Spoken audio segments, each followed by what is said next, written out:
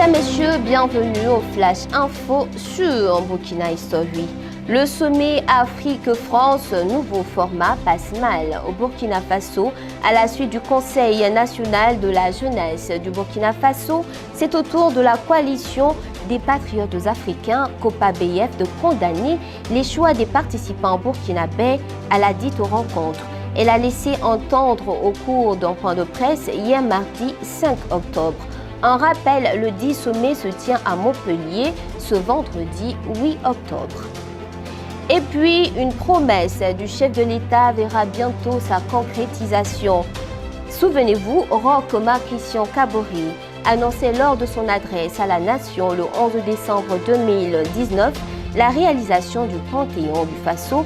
Il s'agit de la construction d'un monument consacré à la mémoire des personnes illustres du Faso. À cet effet, débuté hier mardi à Ouagadougou, l'atelier de réflexion mené en concertation avec les forces vives se poursuit aujourd'hui, mercredi 6 octobre. Le projet, porté par le ministère en charge de la culture, sera le lieu désormais dédié aux artisans des œuvres pionnières fondatrices de la communauté et aux acteurs des hauts faits constitutifs de la mémoire vive.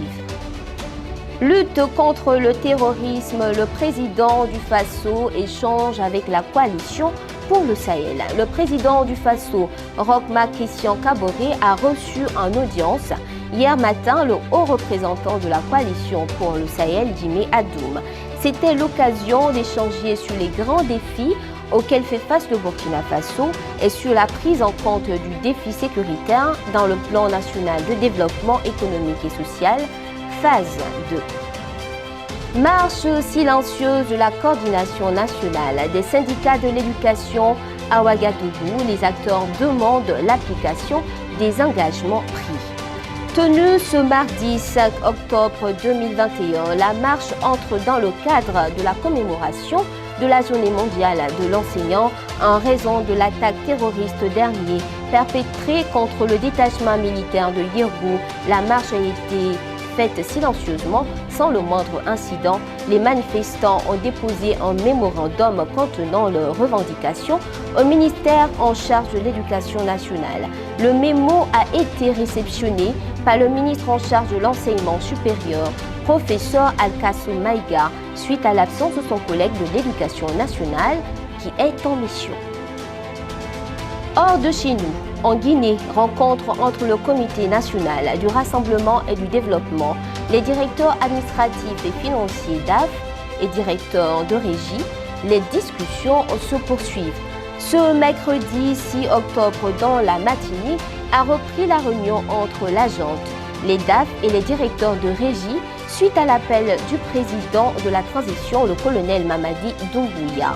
Les discussions porteraient sur la violation de la consigne relative au gel temporaire des comptes des établissements publics à caractère administratif et commercial, les programmes et projets d'initiative présidentielle des membres du gouvernement sortant ainsi que des hauts fonctionnaires et administrateurs des régies financières, selon le confrère guinénews.org.